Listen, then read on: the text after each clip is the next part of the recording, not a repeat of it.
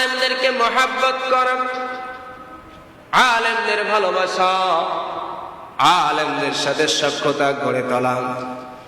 আলেমদের সাথে যদি সখ্যতা গড়ে তোলা যায় তাহলে কপালে ঈমান নসিব হয়। আলেমদের সাথে যদি মহব্বত থাকে তাহলে কপালে ঈমান নসিব হয়। মৃত্যুর সময় ঈমান নিয়ে দুনিয়া থেকে বিদায় হওয়া যায়। আর আলেমদের সাথে যদি দুশমনি কেউ করে, আলেমদের বিরোধিতা কেউ করে, তাহলে ওই ব্যক্তি ধ্বংস হয়ে যায়। কথা বলেন ঠিক কিনা? তার কপালে ঈমান জোটে না, বেঈমান হয়ে সে মৃত্যুবরণ করে।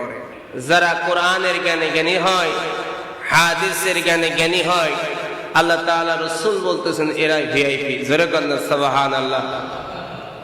ভিআইপিদের জন্য যেমন স্পেশাল ব্যবস্থা থাকে, ঠিক তদ্রূপ যারা কোরআন থেকে হাদিস থেকে শিক্ষা গ্রহণ করে, আল্লাহ রাসূল সাল্লাল্লাহু আলাইহি ওয়াসাল্লাম বলেন এরাও ঠিক আল্লাহর কাছে ভিআইপি হিসেবে পরিগণিত।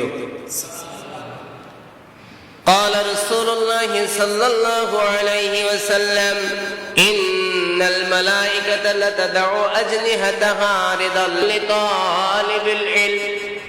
আল্লাহ রাসূল সাল্লাল্লাহু আলাইহি ওয়াসাল্লাম বলেন ওই তালেবে ইলম মাদ্রাসার ছাত্রগুলো যখন মাদ্রাসার উদ্দেশ্যে বের হয়, তাদের সম্মানার্থে আল্লাহর ফেরেশতারা তাদের ডানাগুলো তাদের পায়ের নিচে বিছায়া দেয়। যখন আলেম হয়, পড়ালেখা শেষ করে যে সময় আলেম হয়, তখন তাদের মর্যাদা রাসূল বলেন ফাদলুল আলিমি কা ফাদলি আলা আদনাকুম। তোমাদের মধ্যে আমি রাসূলের মর্যাদা যেমন, সাধারণ মানুষের মধ্যে আলেমের মর্যাদা তেমন। সুবহানাল্লাহ বলেন।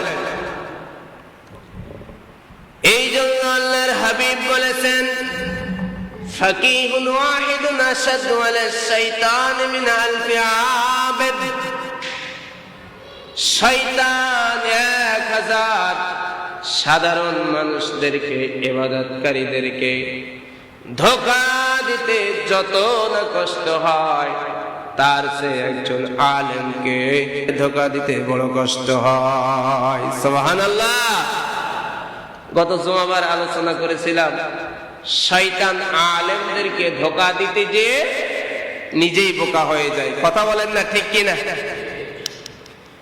এই জন্যই তো বলা হয়েছে কোন আলিমান, তুমি আলেম হও, আও মুতাআল্লিমান, আলেম যদি নাও হতে পারো তাহলে তুমি আলেমদের ছাত্র হও, আও মুহিব্বাল লাহুম, আলেমদের ছাত্র যদি হওয়া তোমার জন্য সম্ভব না হয়, তবুও তুমি আলেমদেরকে তখন মহব্বত করো। ফালা তাকুনির রাবিয়া ফাতাহলি। আর চতুর্থটা তুমি হও না, চতুর্থটা যদি তুমি হও তাহলে তুমি ধ্বংস হয়ে যাবে। আলেম হও, না হয় আলেমের ছাত্র হও, আও মুহিব্বাল লাহুম, আলেমের ছাত্র হতে পারতেছ না, তুমি 3 নম্বরে আলেমদেরকে মহব্বত করো। ফালা তাকুনির রাবিয়া ফাতাহলি। আর তুমি চতুর্থটা হও না, যদি চতুর্থটা হও তাহলে তুমি ধ্বংস হয়ে যাবে। চতুর্থটা কি? আলেমের দুশমন। আমি আলেম হতে পারলাম না, আলেমের ছাত্র হতে পারলাম না, আলেমকে মহব্বত করতে পারলাম না, এই 3টার ভিতরে যদি না থাকতে পারি তাহলে চতুর্থটা হচ্ছে আলেমের দুশমন। কথা বলেন না ঠিক কিনা?